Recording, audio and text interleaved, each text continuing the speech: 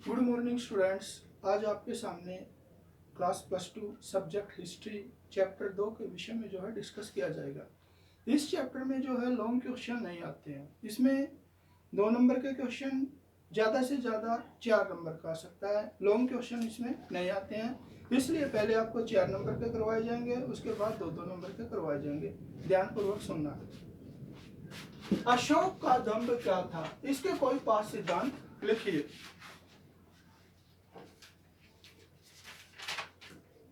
अशोक का दंभ अर्थ, अशोक ने प्रजा में सामाजिक उत्तरदायित्व की भावना पैदा करने का प्रयास किया। तो अशोक ने जो है लोगों के अंदर समाज के प्रति उत्तरदायित्व की भावना पैदा करने की कोशिश की।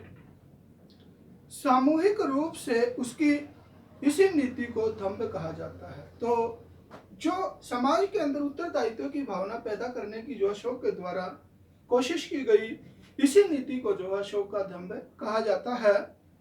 दंभ का अर्थ स्पष्ट करने के लिए एक स्तंभ लेख में अशोक स्वयं प्रश्न करता है। तो दंभ की परिभाषा देने के लिए स्वयं अशोक एक लेख के अंदर खुद प्रश्न करता है कि दंभ क्या है। फिर उत्तर देता है पाप रहित होना,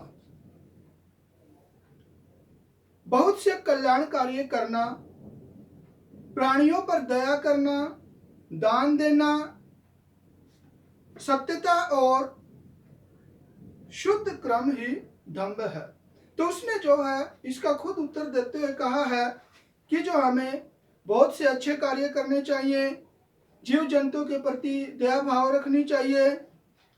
इस प्रकार के जो है बहुत से जो कार्य मनुष्य के द्वारा किए जाते हैं, उसे जो है अशोक ने दंभ कहा है। इसके जो सिद्धांत क्या है, सहिष्णुता, यह अशोक के दंभ का प्रमुख सिद्धांत है। तो सहिष्णुता जो है, सहनशीलता की भावना जो है अशोक के दंभ का प्रमुख सिद्धांत है। इसका आधार वाणी पर नियंत्रण से है। इसका मुख्य बेस जो है मनुष्य को अपनी वाणी पर नियंत्रण रखना चाहिए। मनुष्य को अवसर के महत्व को देखकर बात करनी चाहिए। मनुष्य को जो है अवसर के अनुसार बात करनी चाहिए। अपने स्वयं के धर्म की भी अत्यधिक प्रशंसा तथा दूसरे के प्रति मौन रहने से भी तनाव बढ़ता है। अशोक ने खुद ने कहा कि हमें जो अपने धर्म की भी जो है दूसरे लोगों के सामने ज्यादा से ज्यादा बढ़ाई नहीं करनी चाहिए और दूसरे धर्म को अपमानित नहीं करना चाहिए। उसके प्रति बिल्कुल भी सहनशीलता की नीति अगर नहीं अपनाएंगे हम, तो इससे जो है मनुष्यों के अंदर, लोगों के अंदर तनाव की भावना बढ़ जाएगी। मनुष्य को दूसरे आदमी के संप्रदायों का आदर भी करना चाहिए। मनुष्य को जो है दूसरे धर्म का भी जो आदर करना चाहिए। ऐसा करने से उनके अपने कर्म का प्रभाव कम नहीं होगा। अगर वो दूसरे के धर्म का आदर करेगा तो ऐसा करने से जो है मनुष्य के खुद के धर्म का आदर कम नहीं हो जाता है, बल्कि इससे उसका और मान सम्मान बढ़ जाएगा। इसी से सहनशीलता की भावना पैदा होगी। जब हम दूसरे धर्म के प्रति भी जो है सहनशीलता की नीति को अपनाते हैं, इससे मानव का और मान सम्मान बढ़ जाता है और मनुष्य के मन के अंदर सहनशीलता की भावना बढ़ती है। यह कहता है कि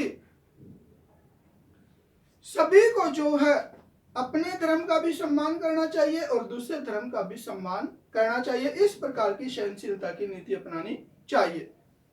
अहिंसा, दंभ का दूसरा बुनियादी सिद्धांत अहिंसा है। तो अशोक के दंभ का दूसरा बुनियादी जो सिद्धांत है, आधार है, वो अहिंसा है। इसके मुख्य 2 पहलू थे।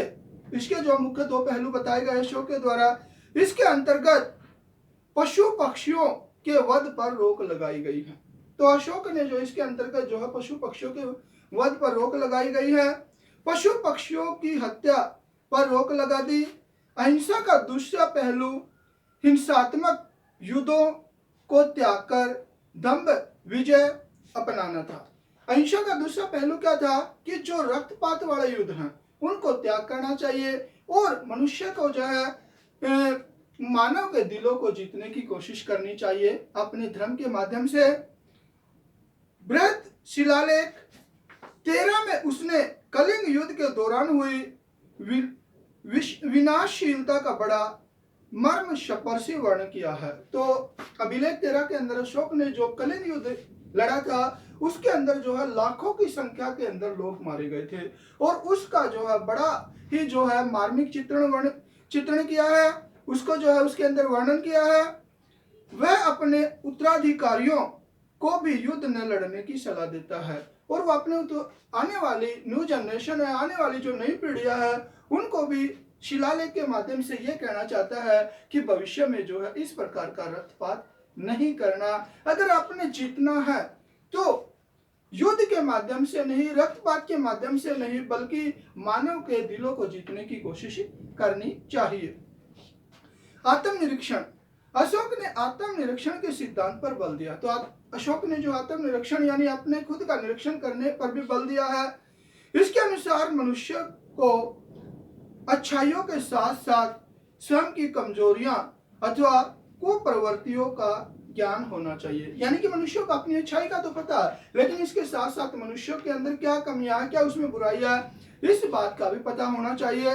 उग्रता, क्रोध, ईर्ष्या, द्वेष तथा निष्ठुरता जैसी इन बुराइयों का पता आत्मनिरीक्षण से ही लग सकता है। तो मनुष्य को जो है इन सब बुराइयों का, जिसके अंदर उग्रता की भावना है, जैसे ईर्ष्या की भावना, क्रोध की भावना है, ये इन सब चीजों का जो आत्मनिरीक्षण से ही पता लग सकता है, जिसमें वह निरंतर प्रयास करके धीरे धीरे मुक्त हो सकता है और लगातार धीरे धीरे अगर वो इससे छुटकारा पाने की कोशिश करे तो वो इससे छुटकारा भी पा सकता है और पाप रहित जीवन व्यतीत कर सकता है और ऐसा जीवन व्यतीत कर सकता है जिसमें किसी प्रकार का कोई पाप न हो, दोष न हो।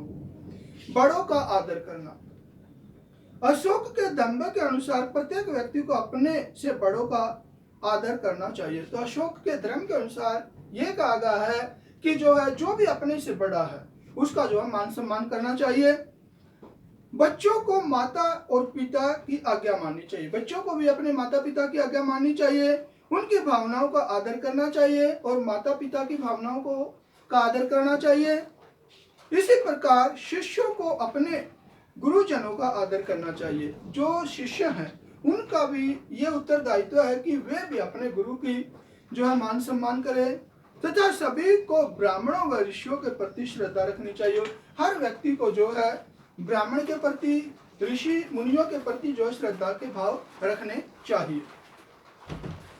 छोटों के प्रति प्रेम भाव, दंभ का एक और मुख्य सिद्धांत यह है कि बड़ों को छोटों के साथ और स्वामी को सेवक के साथ दया व प्रेम पूर्वक का व्यवहार करना चाहिए। तो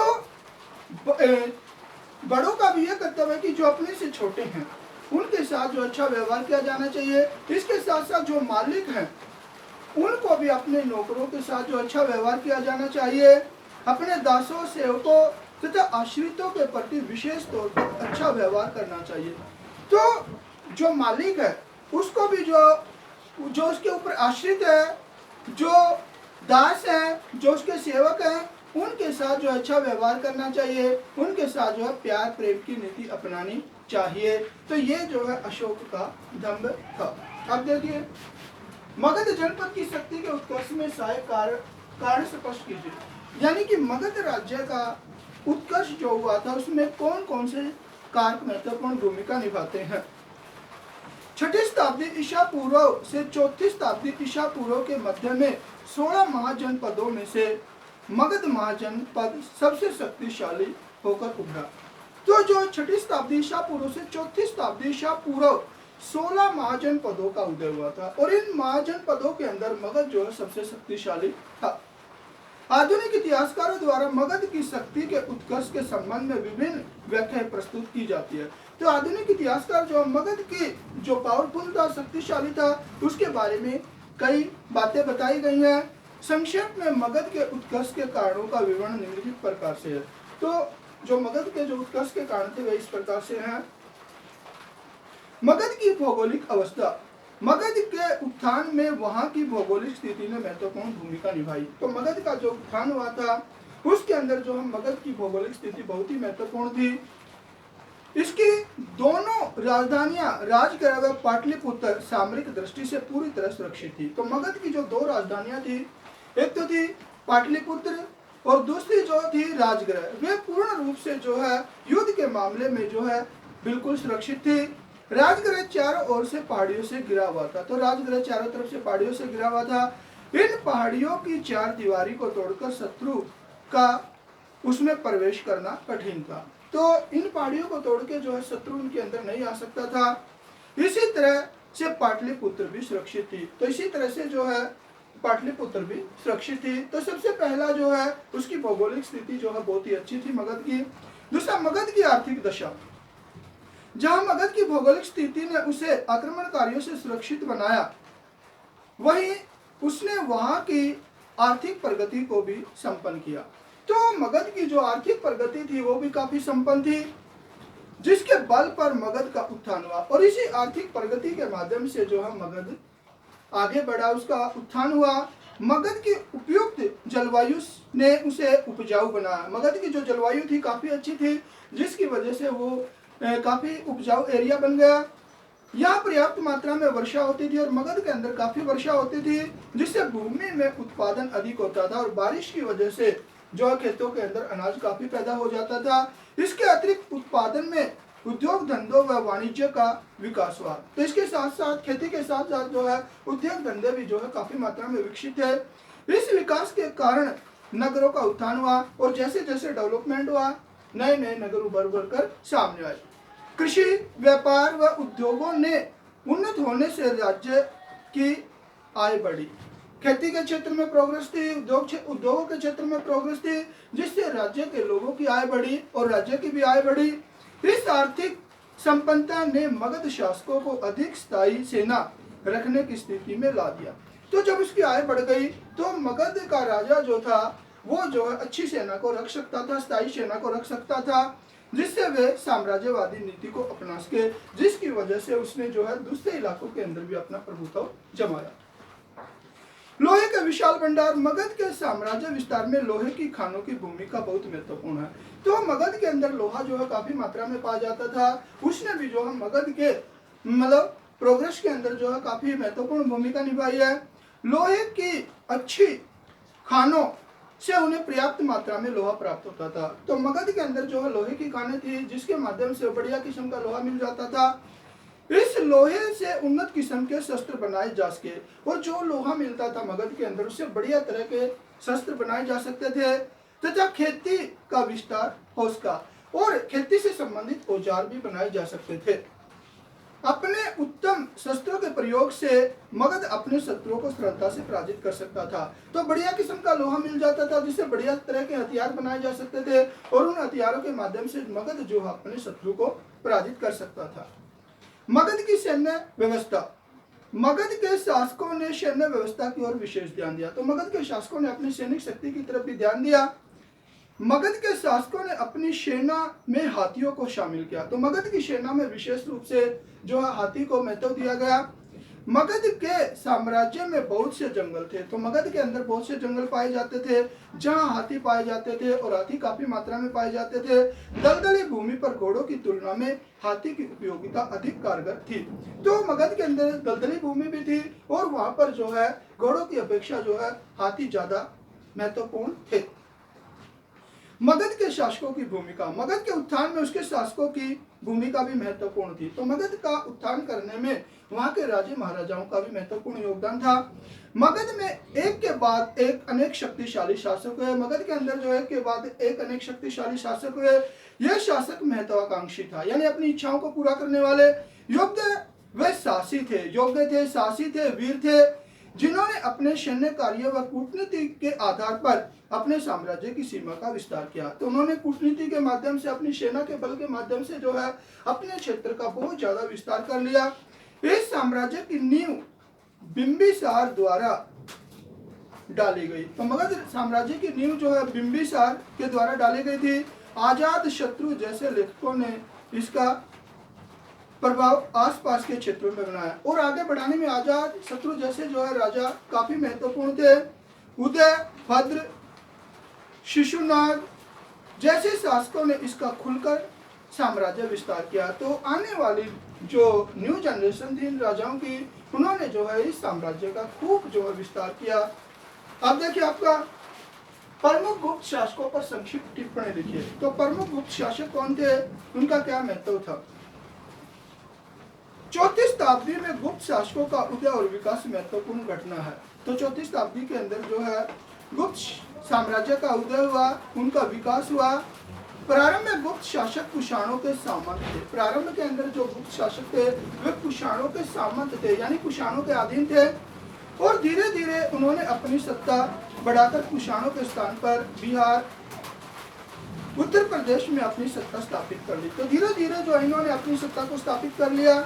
इस वंश के प्रमुख शासक निम्नलिखित थे। तो जो गुप्त वंश के शासक थे वे प्रमुख है, ध्यान दीजिए। चंद्रगुप्त प्रथम। चंद्रगुप्त प्रथम इस वंश का पहला प्रसिद्ध राजा था। तो इस वंश का जो सबसे पहला प्रसिद्ध राजा था वो आपका चंद्रगुप्त था।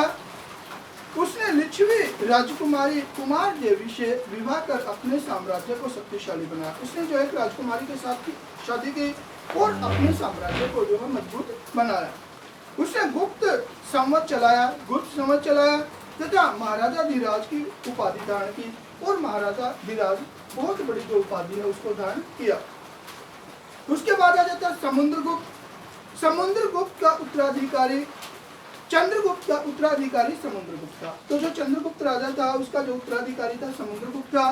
प्रयाग प्रशस्ति में इसका गुणगान किया गया। तो प्रयाग प्रशस्ति बुक है, उसके अंदर जो है समुद्रगुप्त का वखान किया गया है, गुणगान किया गया है। हरिशण इस प्रशस्ति का लेखक था। हरिशण जो इसका लेखक था, कवि और सेनापति भी था। वो लेखक के साथ कवि भी था, सेनापति भी था। समुद्रगुप्त के गुणों का वखान करते हुए प्रयाग प्रशस्ति में लिखा है। तो उसने जो है समुद्रगुप्त के गुणों का वखान किया। उसके अंदर कहा है, धरती पर उसका कोई प्रतिद्वंदी नहीं है। इस धरती के ऊपर समुद्रगुप्त का कोई प्रतिद्वंदी नहीं है, कोई उसका मुकाबला करने वाला नहीं है। अनेक गुणों और शुभ कार्यों में संपन्न उन्होंने अपने पैरों के तलवे से अन्य राजाओं के यश को खत्म कर दिया। यानी कि वो इतना शक्तिशाली है कि दूसरे राजाओं को यश को जो उसने अपने पांव के तले दबाकर खत्म कर दिया है। समुद्रगुप्त की तुलना परमात्मा से की गई है। तो समुद्रगुप्त की तुलना जो भगवान से की गई है वे परमात्मा पुरुष थे। कहा गया कि समुद्रगुप्त जो परमात्मा पुरुष थे, वे करुणा से भरे हुए थे, प्यार से भरे हुए थे। वे मानवता के लिए दिव्यमान उदारता की प्रतिमूर्ति थी और वे मानवता से प्रेम करने वाले थे। समुद्रगुप्त ने गुप्त साम्राज्य का विस्तार किया। तो इस राजा ने जो अपने साम्राज्य का काफी विस्तार किया। उसने गंगा, यमुना, दोआब के राजाओं को हराकर अपने प्रदेश में राज्य को मिला लिया। उसने जो गंगा और यमुना के बीच के क्षेत्र, दोआब का मतलब बीच का क्षेत्र, उनके राजाओं को हराकर उस क्षेत्र को अपने साम्राज्य में मिलाया। उसने 9 गणराज्यों को हराया। दक्षिण के 12 शासकों को हराकर अपने अधीन कर लिया और दक्षिण भारत के 12 शासकों को जो हराया और फिर अपने अधीन किया। विंध्य क्षेत्र के 28 राज्यों को अपने वश में कर लिया और विंध्य क्षेत्र के जो 28 राज्य थे उनको भी अपने अधिकार क्षेत्र में ले लिया। सीमावर्ती शासक भी उसकी अधीनता मानते थे। जो आसपास के सीमावर्ती राजा थे वे जो है उसकी अधीनता को स्वीकार करते थे, यानी अपने से बड़ा राजा मानते थे। इसके बाद आ जाता आपका चंद्रगुप्त द्वितीय। चंद्रगुप्त द्वितीय के काल में गुप्त साम्राज्य अपने उत्कर्ष की चोटी पर था। यानी कि इस जो आपका चंद्रगुप्त द्वितीय था, इसके शासन के समय में भी ये जो है राज्य काफी ऊंचाइयों पर था। उसने वाकाटकों से अपनी कन्या प्रभावती का विवाह किया। उसने वाकाटक राजाओं के साथ जो अपनी बेटी की शादी की, जो बाद में पति की मृत्यु पर वहाँ की वास्तविक शासिका बन गई। उसके पति की मृत्यु हो जाती है, फिर बाद में जो वहाँ की शासिका बन जाती है। भूमि दान संबंधी उसके अभिलेख बताते हैं कि उसने अपने पिता के हित में काम किया। तो उसने जो भूमि दान किया था वे सारे अभिलेख बताते हैं कि उसने अपने पिता के हित में हर कार्य किया। चंद्रगुप्त ने पश्चिमी मालवा और गुजरात पर अधिकार कायम कर लिया। उसने जो है गुजरात के अंदर, मालवा के अंदर अपना अधिकार क्षेत्र जमा लिया। उसने शकों को पराजित किया तथा सकारी की उपाधि धारण की। उसने शक राजाओं को पराजित किया और स्वयं जो है सकारी की उपाधि धारण की। उसने उज्जैन को दूसरी राजधानी बनाया। उसने उज्जैन को अपनी दूसरी राजधानी बनाया। दिल्ली में कुतुब मीनार के समीप एक लौह स्तंभ पर खुदे हुए अभिलेख में चंद्र नामक किसी शासक की कीर्ति का वर्णन किया गया। तो जो कुतुब मीनार के समीप एक लौह स्तंभ है उसके अंदर जो है एक चंद्र नामक किसी व्यक्ति का जो है वर्णन किया गया, उसकी कीर्ति का वर्णन किया गया है। इस चंद्र को चंद्रगुप्त माना जाता है, इस चंद्र को ही चंद्रगुप्त द्वितीय कहा गया है। उसने विक्रमादित्य की उपाधि धारण की। तो इस चंद्रगुप्त ने द्वितीय ने जो है विक्रमादित्य की उपाधि धारण किया। चंद्रगुप्त द्वितीय के बाद कुमारगुप्त तथा स्कंदगुप्त गुप्त वंश के अन्य प्रमुख शासक रहे हैं। तो आने वाले गुप्त शासकों ने भी जो है महत्वपूर्ण भूमिका निभा के अपने साम्राज्य का विस्तार किया। तो बच्चों आज आपको जो है 3 क्वेश्चन समझा दिए हैं, ये सभी ने आपने अच्छी तरह याद करने हैं और कॉपी में भी लिखने हैं। धन्यवाद।